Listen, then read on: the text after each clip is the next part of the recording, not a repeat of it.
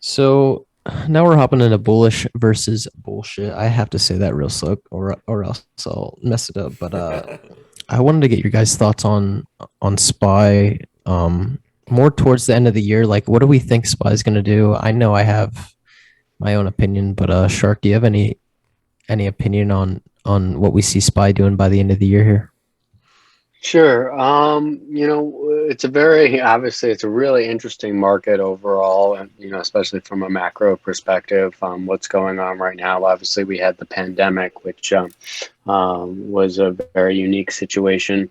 A lot of people, as we were mentioning before, seasonality wise, October, September can be a bit of a weaker month. And we could very well see a 5%. Maybe I don't know if we'll get a 10% correction, but we could see that, and it wouldn't necessarily even be a bad thing. A nice thing for the RSI and all that kind of those indicators to kind of cool off and reset a bit. But as we all know, as well as far as seasonality is concerned, the Christmas rally, stocks usually tend to run up at the end of the year. So I think we're going to go higher. Now, we do have some other things to consider with the Federal Reserve and inflation. That's been a big talk. Obviously, we know Michael Burry is very adamant about hyperinflation and things like that coming into the market. Those macro perspectives can take a longer time to reveal themselves, in the market. But we also have the tapering issue with the Federal Reserve, tapering down on assets. So that is another concern that has a lot of people, spooked, so to speak. So I do think we push higher, but I say that very, cautiously. I'm cautiously bullish, at the Yeah. moment, because we have just so many unknown variables. Obviously, still we have this stuff going on in Afghanistan, unfortunately right now as well. So that's another geopolitical thing that can come into the mix. I don't know how much it will. We're obviously monitoring that closely, and I hope everybody is safe. Our soldiers and stuff like that. Um, but so there are a couple of concerns, but just going by the chart, there's nothing to say that the trend isn't, northeast at the time, and that Yeah. that we're going to push higher. So how that influences small caps, the IWM might be different. IWM is definitely a little bit more vulnerable to stuff with inflation, because of their growth stocks, and that's more forward based, on earnings and stuff like that. So if we get more inflation worries, I think growth stocks would be the first to be hit. But at the same time, a rising or sinking ship or tide, excuse me, will sink or put afloat all ships. So if the IWM is weak, if tech is weak because of inflation concerns, that's going to drag down everything. So cautiously bullish for new highs, um, but um, but there's just a lot on the table to consider. Yeah. Yeah, so for me, um, the chart is kind of funky for SPY. Like it makes sense to have a pullback, like Shark was saying, 5 to 10%.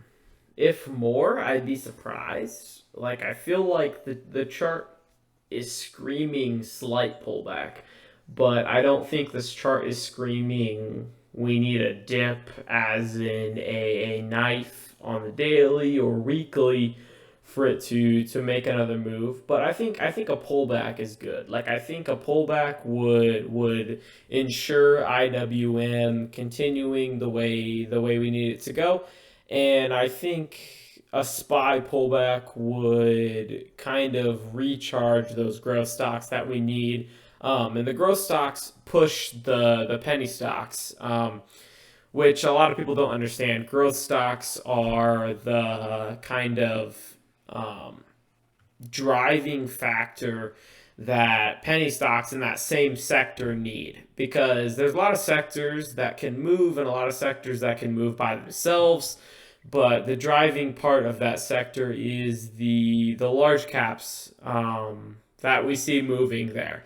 So like say for automobiles, electric vehicles, you'll see a lot of things like Ford and a lot of things that are electric vehicles like Tesla move before you see anything like Neo Fisker or Zev move, because those are secondary kind of levels rather than Tesla, Ford, anything automobile, electric vehicle. Neo will be one of the leaders along with Tesla.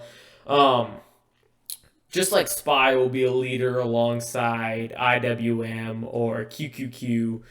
So I think SPY will move upwards. So generally speaking, I think SPY will move IWM and QQQ upwards. So if you're in the small cap, you're in the large cap realm, I think we see some positive movement.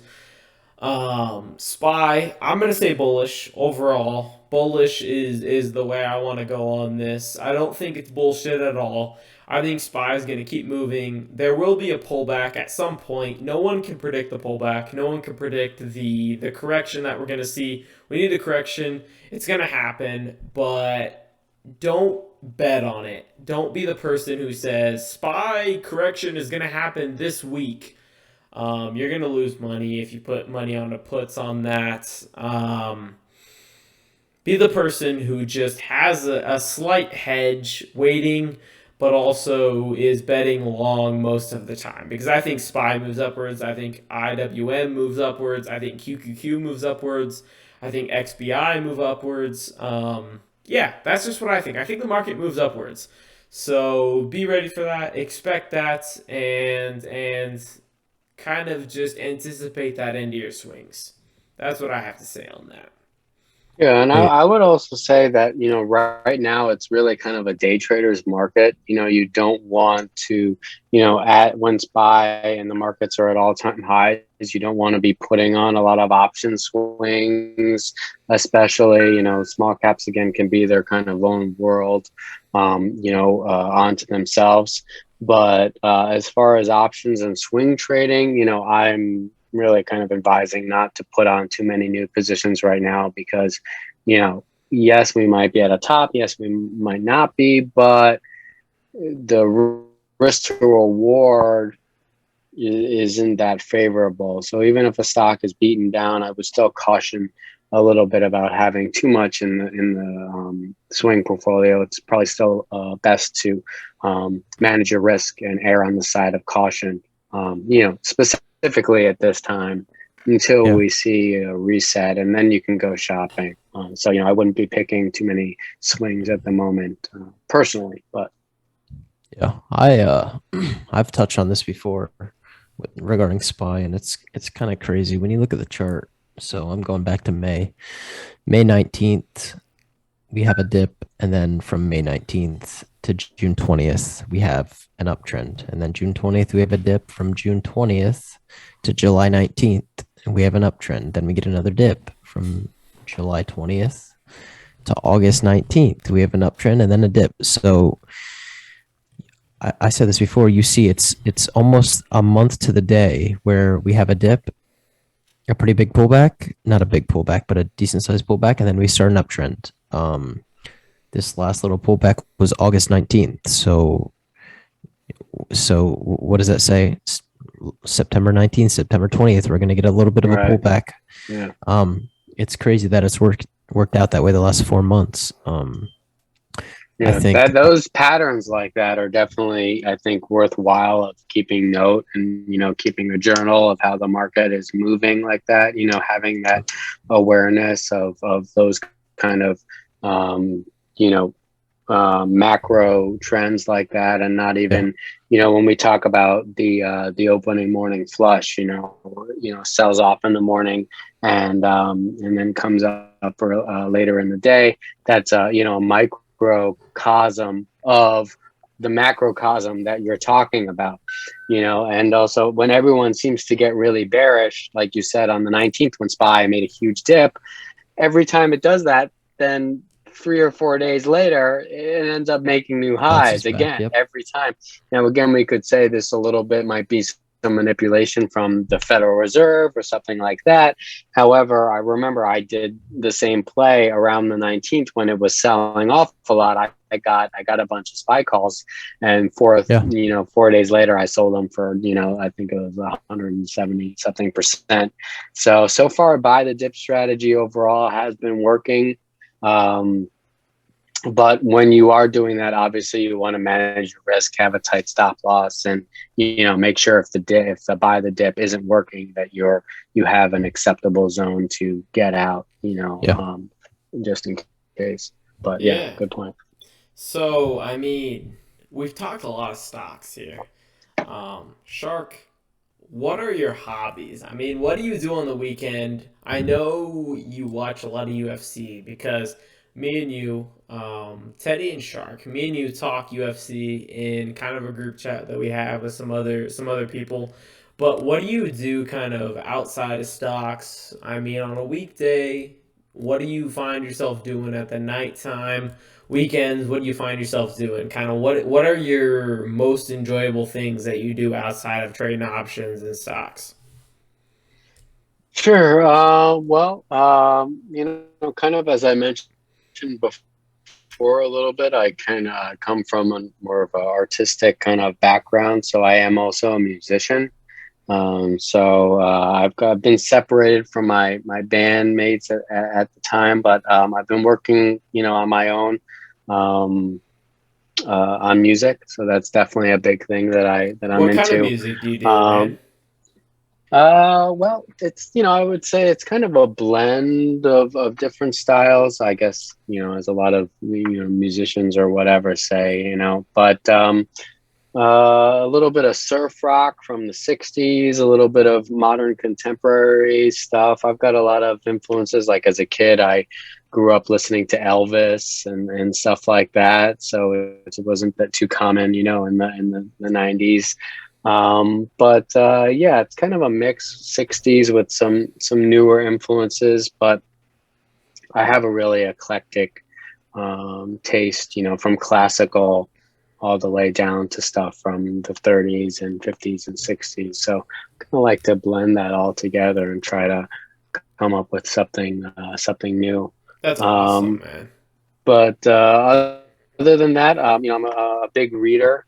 I really enjoy like philosophy and stuff like that. So I have quite an extensive book collection. So I could be reading quite a bit, and trading psychology also is kind of a huge thing to me. So I'm interested just in general about psychology and how groups think together, kind of group think kind of stuff, and that also goes into trading. So I guess that's kind of sociology, which I'm quite interested in. I'm pretty big into art, in general, like modern art, contemporary art, and classical art. Not so much, but I think it has its merits.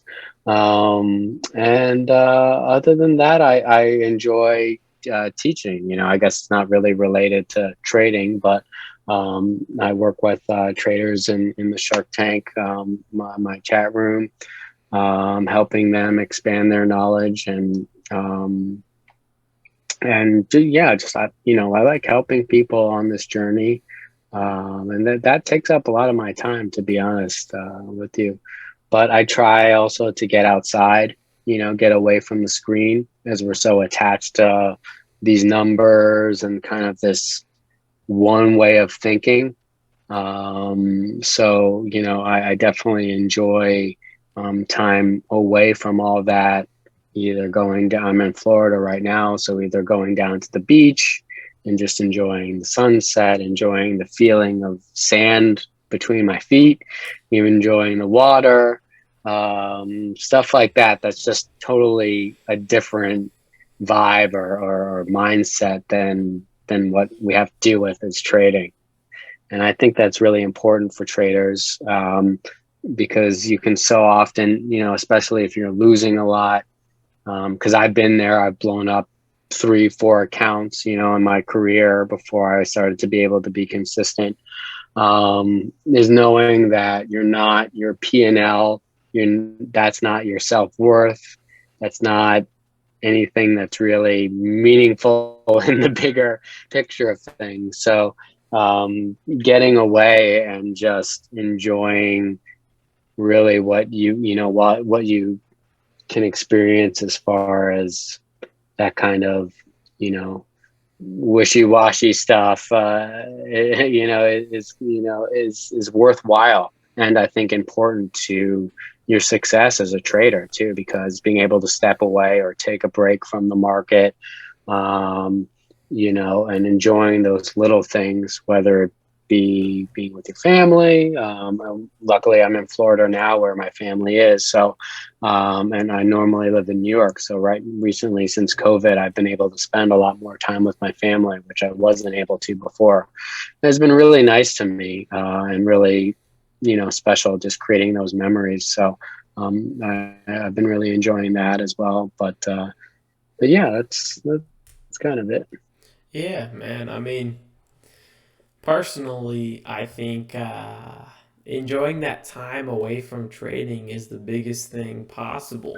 Like, trading gives you that avenue to have time away from the screen. So, going to do whether it's like walking with friends on the campus of a college, if you're in college, walking just in the town where you're at, or walking with a girl, walking with a boy, walking with a girlfriend, walking with a boyfriend, walking in nature, whatever it is, just walking, doing whatever you're gonna do is crazy. The amount of things you can learn from being in nature rather than staring at a screen is crazy. For me, I'm in the Midwest, so rather than going to the beach, I So kind you're in a of corn maze. Right to the yeah. cornfield. Yeah, like driving for me is what going to the beach is for you. So going to the beach is But obviously that's great better because you can than get some music on. You can get a yeah, good a exactly. good song on that might inspire you, and you're just like, Yeah, I go midday yeah. instead of going to the beach and just like seeing all these good-looking people and the waves. I go driving in a car. So I drive in a car and I see like cornfields, towns, people. I listen to music and whatever You that got people is. out there in Iowa. I thought there was nothing but corn. Yeah, man, there's nothing but corn and farms, bro. There. Yeah, I mean, there's less people than there are corn here. So there's more corn than people. But yeah, people seeing the town, just driving around, feeling peaceful. Like feeling peaceful is one of the things that I recommend if you're a trader. Just go and do whatever makes you feel like you're living life and you're feeling peace in your body. That's what I recommend. If it's skateboarding, if it's walking, if it's running, if it's weightlifting, if it's looking at my Twitter and seeing what I tweet, if it's looking at Shark's Twitter and seeing what he tweets that makes you feel peaceful, if it's making money that makes you feel peaceful, do whatever makes you feel peaceful, man.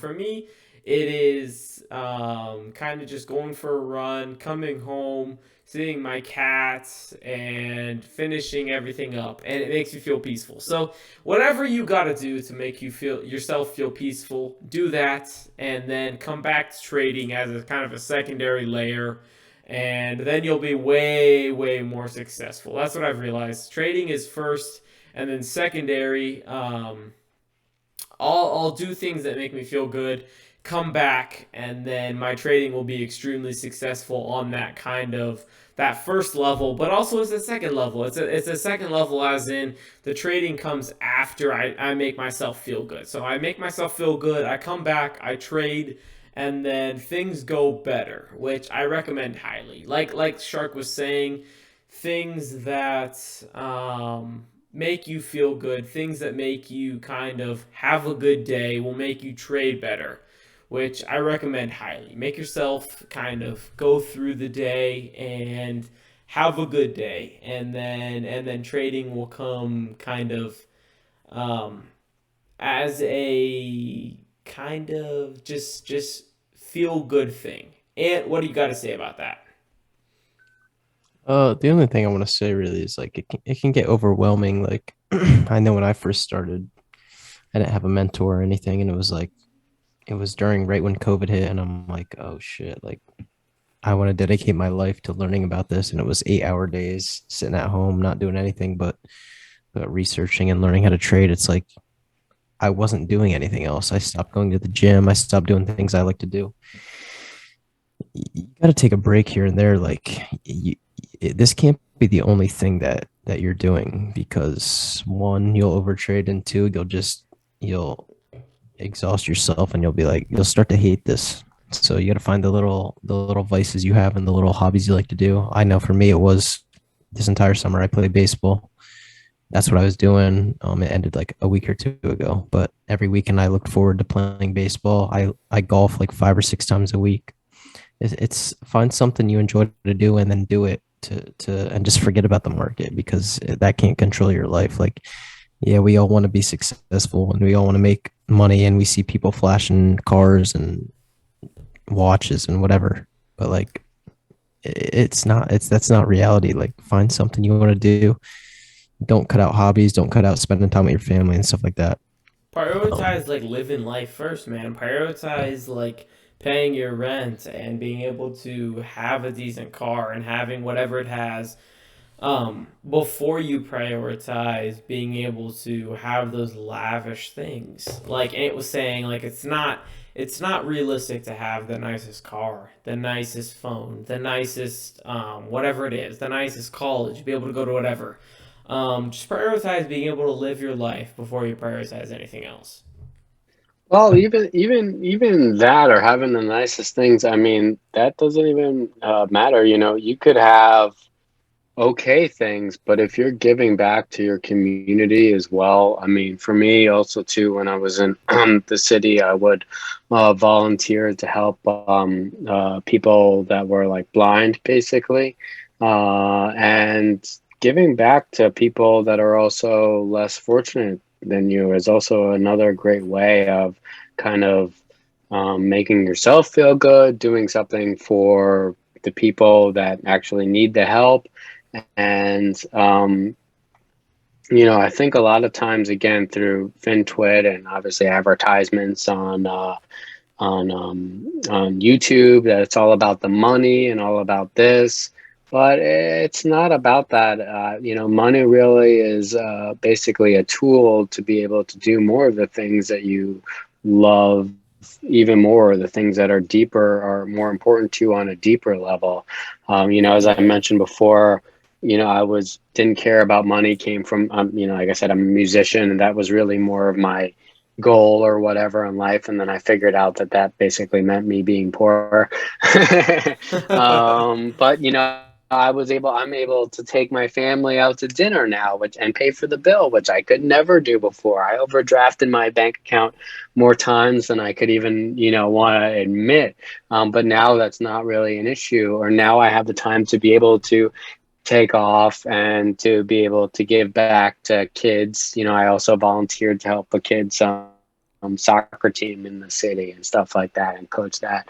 Those are the things that are really going to fill your soul up. And, as we were even talking about how we were eating earlier, that whole holistic approach, if you treat yourself good on the inside, that's also going to pay dividends on the outside in your performance on how you trade, being less emotional, being less attached to your profit and loss, not being so concerned if you've had 2 weeks losing streak, because that at the end of the day, that doesn't matter because you're doing the right things in your life to yourself, and giving back to the community. So, Yeah. that's really what's important, and the vessel that trading can give you, because I could never do that before without trading. Yeah. For me, I mean, this platform that trading has given me is exponential. Like, for me, before trading, I was kind of just a normal guy who worked a job, made enough money to live, made enough money to survive, I thought and you were a cartoon based on your I am profile a picture cartoon, bro, on Teddy. Twitter. Nah, but for real, I worked at a warehouse. I had a lot of struggles. I kind of things that I'll touch on.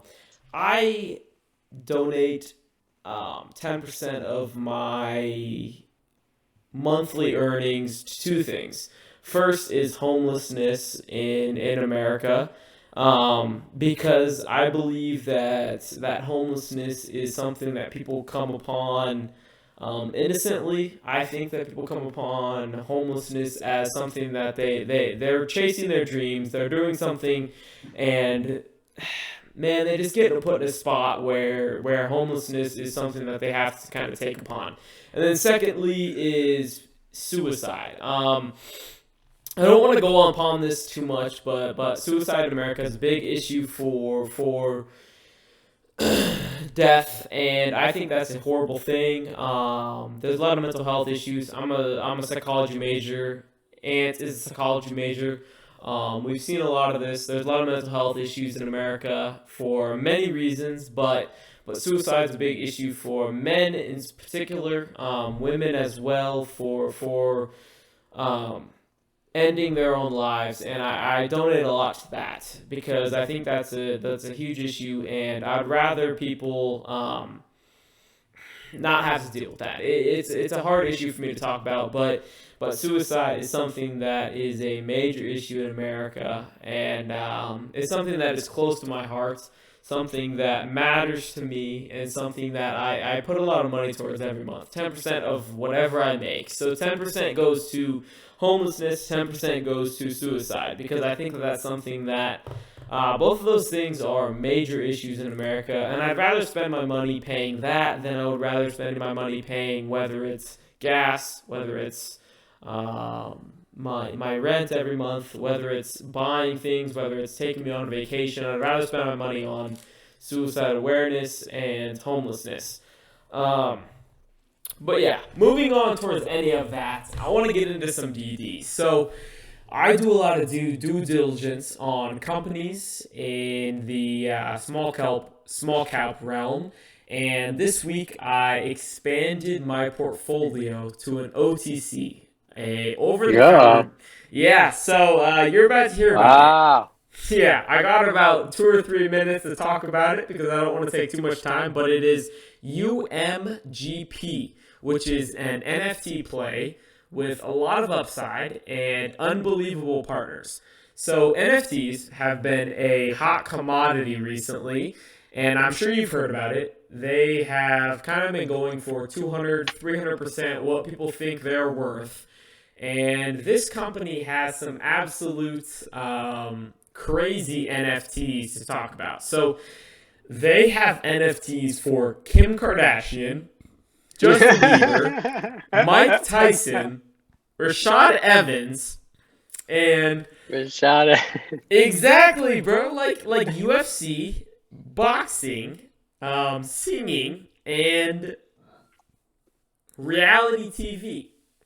We don't have anything else to talk about this. So they're consolidating. They're an OTC stock. They're consolidating between $2.40 and $3, which is about a 20% realm.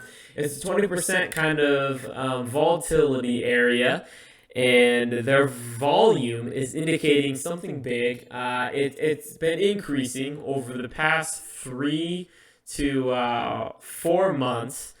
And it's been bigger than it's ever been, and the volume has kind of been indicating that also these daily charts, the wick has been eaten up on the bottom side, which if you're any kind of day trader, you know that the wick on the bottom side being eaten up means that buyers are stepping in. So if buyers are stepping in, what that means is buyers want this stock. And if buyers want this stock, that means that they think something's going to happen. And for me, that means that I think something is going to happen, as in there's a catalyst. And catalyst, if you're a beginner trader, means that something is going to happen via a press release or newswire or bazinga. Something's going to happen. They're going to push news out that's going to move the stock upwards. And for me, they've been pushing these NFTs of Justin Bieber, Mike Tyson, Kim Kardashian, Rashad Evans, and they're going to sell them. They're going to sell them. They haven't quite PR'd this NFT release yet. But I think it's a market that hasn't been tapped into, because we've seen NFTs. We've seen them as kind of cartoons. We've seen them as clip art images, but we haven't seen them as famous people kind of pushing their famous moments. And also, Michael Jackson. I haven't talked about that. Michael Jackson, an absolute huge name, man. This is an OTC stock, but Michael Jackson, if you've heard of Michael Jackson, you know exactly what I'm talking about. But if you haven't heard of Michael Jackson, I don't know what to tell you. But Michael Jackson, if you don't want to buy an image of this man singing A B C 1 2 3, I don't know what to tell you. Oh boy. Yeah, exactly. He's been kind of a legendary figure in the music realm. And they're dropping NFTs of this company. Like, they're dropping NFTs of Michael Jackson singing, NFTs of Rashad Evans knocking people out. So, I mean, all I gotta say is UMGP. They're dropping NFTs. They're creating a new app of kind of like a TikTok type of thing, where they are having TikToks. People post videos of them doing things, and then they're going to create a possible talent show type of thing. And for me, I mean, that's kind of a no-brainer. If you're going to drop those kinds of things, NFTs and TikTok type of app, a new website, a Rashad Evans podcast, those are big names. I think you're an OTC that deserves being bought into. And all right, so every episode we like to do the questions submitted by our followers. We like to do a serious one and then kind of like a funnier, more laid back one. The more stock related one is, Shark, do you have any tips, like when it comes to controlling FOMO? Like anything you personally did, or anything for beginner traders? FOMO. I mean, I think it's basically, it comes down to risk reward and to managing, the psychological aspect of trading that we talk about a lot, is that managing, risk side. At the bottom of the triangle, for me, is technical analysis. Everybody knows technical analysis. That's the easy part. But then the second part, is risk management. And, inside that part of the triangle, comes position sizing, your trade management, correlation management. So, yes, the stock can go higher. But I kind of, when it comes to trading, it's kind of a better safe than sorry kind of outlook that I put on it. Because, I don't personally like to take any trade that doesn't have at least a 2-to-1 ratio. It might be a little different from my viewpoint on options. I'm even more cautious on options, because if you go ahead and chasing an options play, the stock could do a fake breakout. You're up 15%. It pulls back. The next thing you know, you're down 35%. So with options, it's even more deadly to give into FOMO. The biggest thing really is self-awareness. Trading is so consuming and it just wraps you into it. And to be able to take a step back and assess how you're feeling, at that moment, are you trading your P&L? Are you trying to get in this trade because you think you can make $2,000, or whatever the case is? Are you already down on the day? So you might be giving into revenge trading. Am I already down 1,900, whatever it is to your trading account? Are you being greedy? Are you up $5,000 on a day? You see a breakout and you think you can get that 5,000 to $7,000. Fighting that FOMO, as you hear so many times, throughout the day. Are you watching the proper support and the resistance or supply and demand within the chart to say, okay, it's not worth it to give into the FOMO at this point because I am risking, 1 point to make a 0.5, because that's the next resistance or whatever that case might be. So I think taking a step back, before you get into the trade and, kind of slapping yourself and saying, okay, am I in the right mental state to be taking this trade? And what are all the real factors that are coming into the trade? Like I said, risk risk to reward. Am I down, on the day? Am I revenge trading, trading emotionally? Things like that you need to step back on. So the only thing I can really say is to try to pull yourself out of this kind of, trading's almost like a vortex or a whirlpool in a bathtub or a whirlpool in an ocean. Try to take yourself out of it, come back and say, what is really going on here? Because the sooner that you get your own emotional side in check, the better off you'll be, whether it comes to giving into FOMO, whether it comes to over trading, whether it comes into, making any one of the various stupid mistakes that I've made and any professional trader has made over their career many, many, many times, and I even deal with it now. I mean, today I was looking at Snapchat. I wasn't able to get in. I was calling it out in the chat room as a breakout, that it was looking good. I didn't get my entry. So what did I do? I sat on my hands because even though it went higher, especially with options, because it really can crush you on options, I just watched it go without me. Yes, that sucks, but as we spoke about earlier,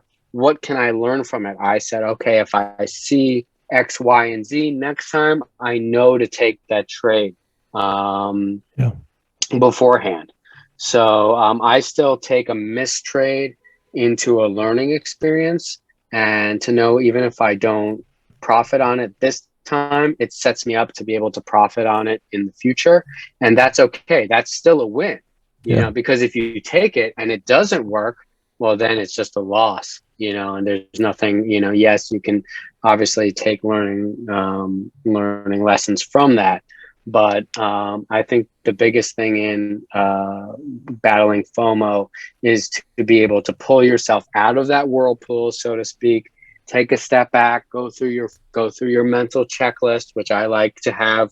I have even a timer on my phone, 30 minutes a day, 45 minutes a day, that rings me that says, okay, how are you feeling today? Should you take a break at this time? Should you walk away for 20 minutes, 30 minutes? How are you trading? Are you up and down? Do you feel stressed? Do you feel whatever the case might be? What's my emotional state? Because, as I've said so many times, online or even to my traders in Shark Tank, the emotional side is the most important thing. Technical analysis is easy. We all know how to read charts. That's like the easiest part of the game. The emotional side, the psychological side, is the most important part of trading. If you can't get that right, you could know support and resistance all day, but it's really not going to make a difference. Something you touched on is you talked about Snapchat, but at the same time, like, hindsight trading is always 2020. Like, you didn't jump in and it continued to run. It could have just easily pulled back. You didn't jump in and you made the right decision. So hindsight trading is always 2020. Yeah, hindsight is the killer. We're all millionaires in the hindsight trade. Exactly. That's the thing is like don't see something that's running and you didn't jump in, and then the next play that starts to run, you chase, and it ends up screwing you over. Oh yeah, There's it's always happened another. to me a million times. Yep. There's always another play. There's always another day. You miss out on something. Oh well. There's 1,000 stocks. There's gonna be things to trade the day after. Like that's the biggest thing. Is hindsight is always 2020. You don't want to chase anything because you will get burned, and it's happened to all of us. So that's just something I want to touch on, like you mentioned with Snapchat today. Yeah. For me, the thing that I want to talk about FOMO is you'll see a lot of people talking about certain stocks on Twitter, Discord, stock twits, whatever it is, and you got to realize if something's up 30%, the chance that it goes up another 10 or 20% that day is less. If the market's opened, the chances that it runs 10-20% is much less if it's already up than the chances that it goes back down. So penny stocks, we see a lot of things on Discord. We see a lot of people talking about stocks as in they have a chance to break out after they've already broken out, and things can break out after they've already broken out, but you have to realize that the risk reward is a little different at that point. Like if I'm talking about a $1 stock that's at $1.50, it's gone up 50% that day, and it might not go up another 10-20% that day. If I'm talking about a large cap and it's up 10% on that day on a great earnings, a great catalyst, it might not go up another 2-3%.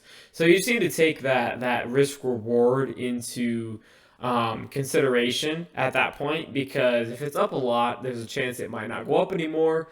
If it's down a lot, there's a chance you can buy calls on it, and it's going to go up because it's not going to go down anymore. There's just certain things that you need to realize. Like FOMO for me is something where I see something up 20% on, say, COVID-19 news, something that's a big kind of catalyst at the moment. If it's NFT news, then it's kind of hot at the moment. So if it's something that's up 20% on good news, then you need to realize that it might not move up more unless it's something that's really hot at the moment. But you need to realize that FOMO is something that hits everyone. FOMO is something that everyone feels, whether you're an experienced trader or you're a beginner trader. It's just something we learn to deal with better. It's something that we learn to kind of realize, okay, that's FOMO. So for me, today I felt FOMO on, I think it was the stock ACIU. They were Yeah. a bio company. They had some good news today. They were up like 60 or 50%. And I felt some extreme FOMO on them because they had like a flag breaking out. But what really kind of stuck out to me was their flag. They were breaking out of this flag. So their flag, you'd seen kind of a few candlesticks line up, and the flag was perfect. But then there was a green flag poking above, but there was declining volume, and it stuck out to me. This green flag, this candle should have been higher volume breaking out of the flag, and there was lower volume. I was like, that doesn't make any sense. But the FOMO was hitting me. The FOMO was like, it's breaking out of this flag. The FOMO is, wow, it's up 60%. It's probably going to go up 70, 80%. It's breaking out of the flag. What if we see 90%? What if we see 100%? Like, for me, 100%, wow, that would have been 30% gains. It would have been 20% gains. And the only thing that was pushing me to say, what's happening is the lower volume on this candle here, and the lower volume, it pushed me to question it. It pushed me to wonder what's going on. And then I thought twice about it. I thought, okay, lower volume doesn't make any sense. And then I was like, okay, I won't take a position. And what did we see? We saw a absolute knife. We saw it knife down. The 5 minute chart, it looked nasty after that. After a knife down, you usually see a grind down. And we did see that. We saw it knife down, and we saw a grind down for, I think, the rest of the day. And it made sense to me. I was like, in my head, I was wondering, okay, so after this knife down, what are we working with? We're seeing a grind down. We're not seeing any reversal, and it all came from that volume that was a little bit lower. So the FOMO, you just have to find something. If you're feeling FOMO, find something that kind of makes sense to you. For me, it was that volume that day. The volume was a little low. If you're looking for an A plus setup, the volume would need to be high for an A plus setup. The volume was low, so it's not an A plus setup. Yeah, that's all I have to say on that. On FOMO, just look at the entire big picture. Look at something, the stock, see if there's any kind of weaknesses to the stock, see if there's any kind of weaknesses to the play, and if there's any weaknesses, then kind of figure out what do I feel about that? Do I feel like it's something that I can overlook, or is it something that's so big that I need to kind of put it into my play? Which was something today on ACIU that I felt like I needed to put into my play, which meant I didn't buy it, which meant I didn't lose a lot of money on that knife, which saved me a lot of money. Which could also go into, I think, a thing that a lot of intraday traders don't look at is always make sure you look back at the longer time frames. Take a step back, look at the daily chart. You might think the stock looks like it's ready to push up higher, but if you just happen to look back at the daily chart, you might see that it's coming back to a double tap on a daily chart on a longer time frame, or whatever that longer time frame might be. So what you think you also might be seeing on a 10-minute or a 15-minute time frame might also not be accurate to what's going on in the bigger picture. So, I always advise traders to look at the bigger picture always. I stay away personally from the shorter time frames. I'm not a big fan of 3-minute, the 5-minute, which is pretty funny because I kind of learned on that, in small caps, but now I'm totally against it.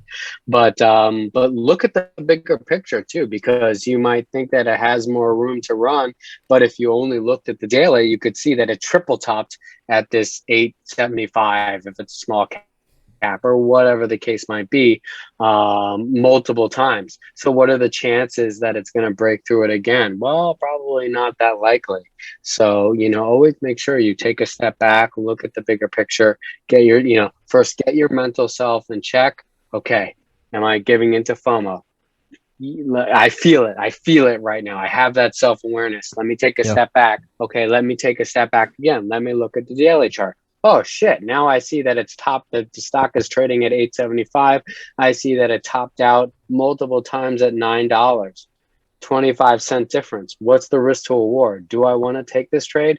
25 cents. It's at 875. My upside is 25 cents till the next potential resistance at $9.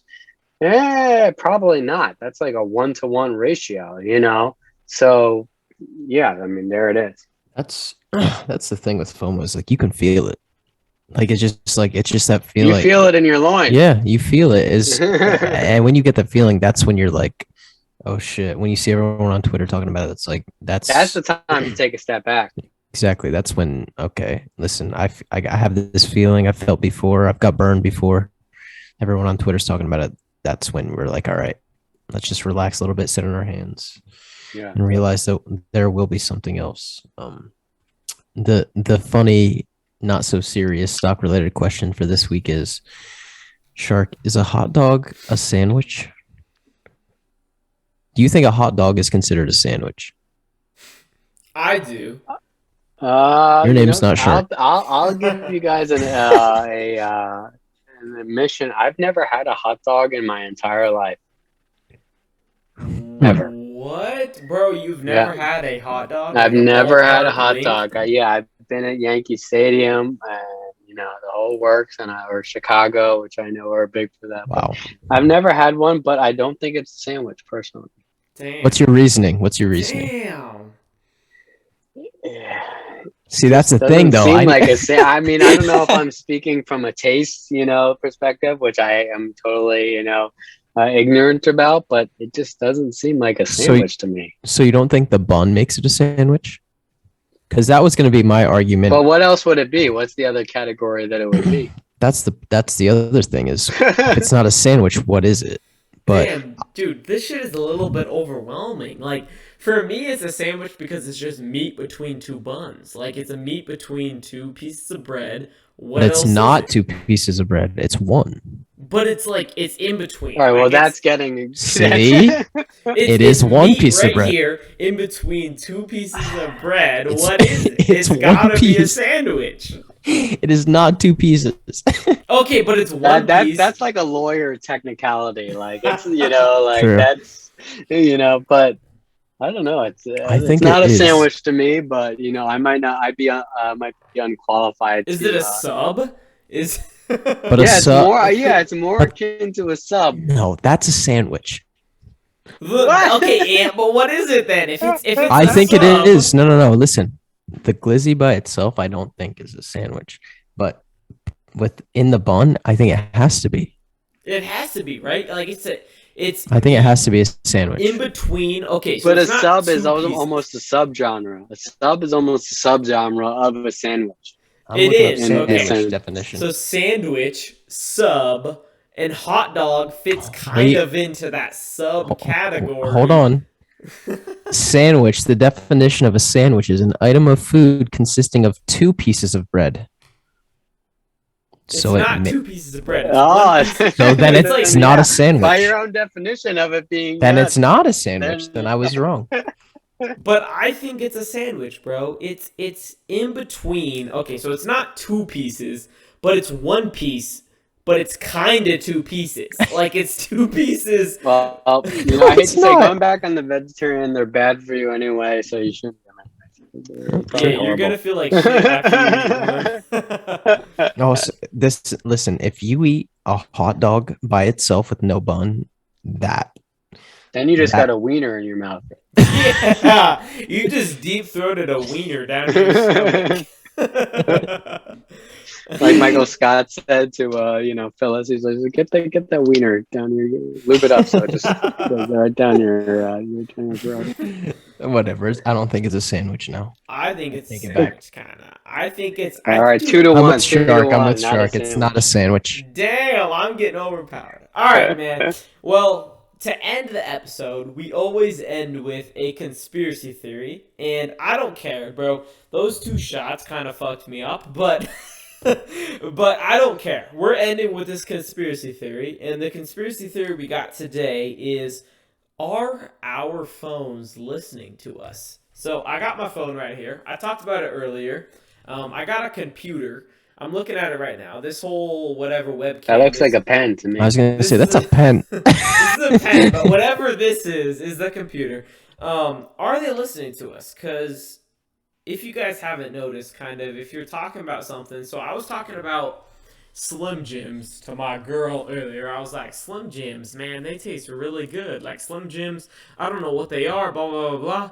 And then all of a sudden on my Instagram, I was rolling through it, and a Slim Jim advertisement came up, and I'd never seen a Slim Jim advertisement in my entire life. Slim Jims have not been advertised to me, but all of a sudden it was like a 48 pack of Slim Jims on Amazon.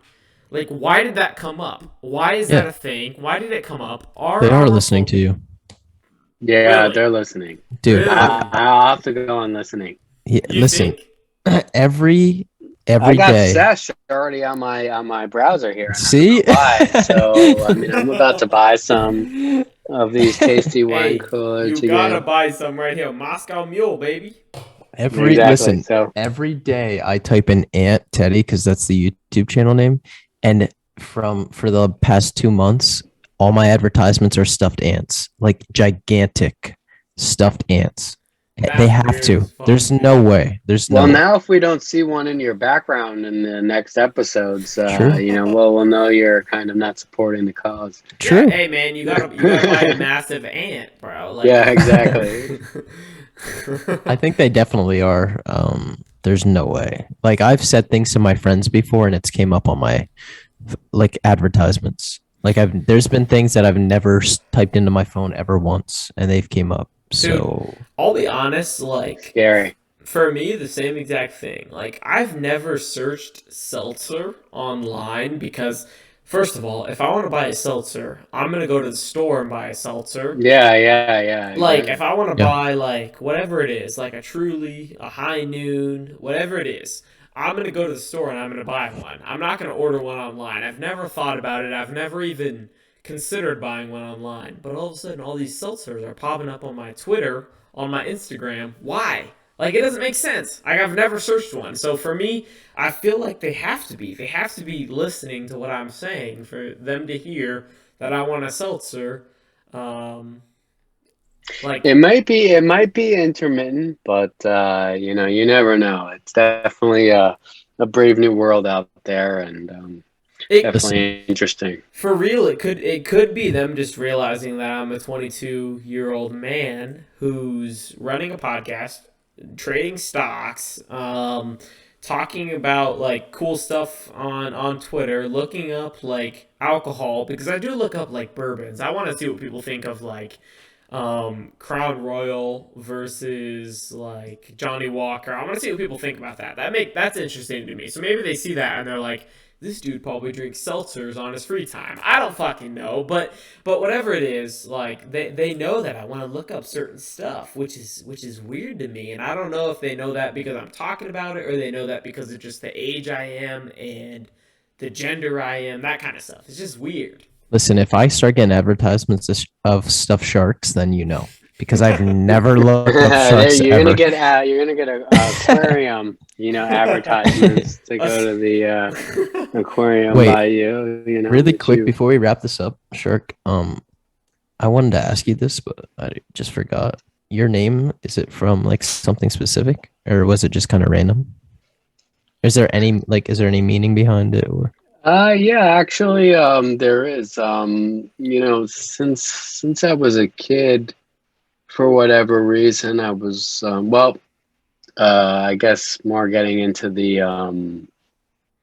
uh, metaphysical side of things. I am a Pisces in my birthday, so I've always kind of been connected to water in a sense. But also growing up, kind of an older soul. I grew up watching Jaws and Rocky and kind of some of the older movies in that sense. So it kind of came from a little bit of that, a little bit of me being connected to water always within my astrological sign. And Jaws. And then as I was a kid, I used to want to be a marine biologist studying sharks.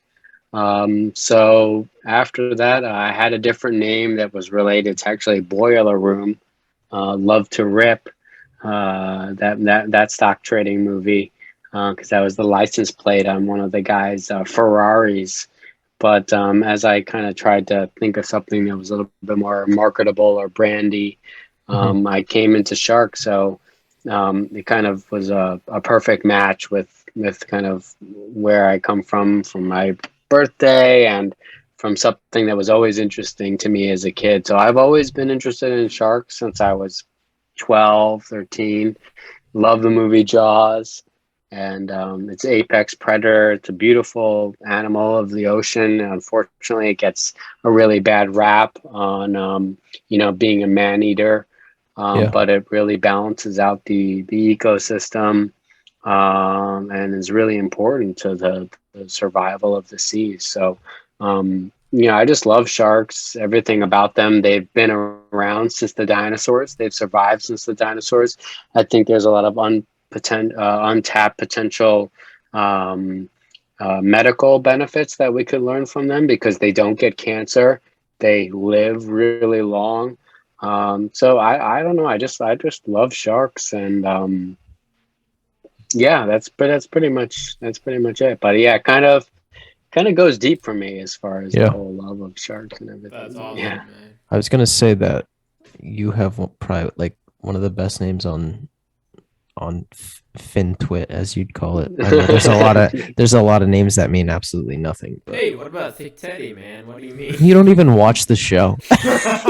You Is don't that from even Bob's watch the Burgers? show. I mean, I've watched it once, but like, I don't watch the show actively, and I haven't like watched it more than. Oh my God, this guy's an imposter. Is that from Dude, Bob's Burgers? Teddy's Yes, it hilarious. is. Yes, it is. Teddy's Okay, I've never hilarious. seen it really. You gotta watch Teddy. Like watch the episodes that Teddy is big in. He's hilarious. That's all. That's the only reason I chose it was because Teddy's hilarious. That's all it is.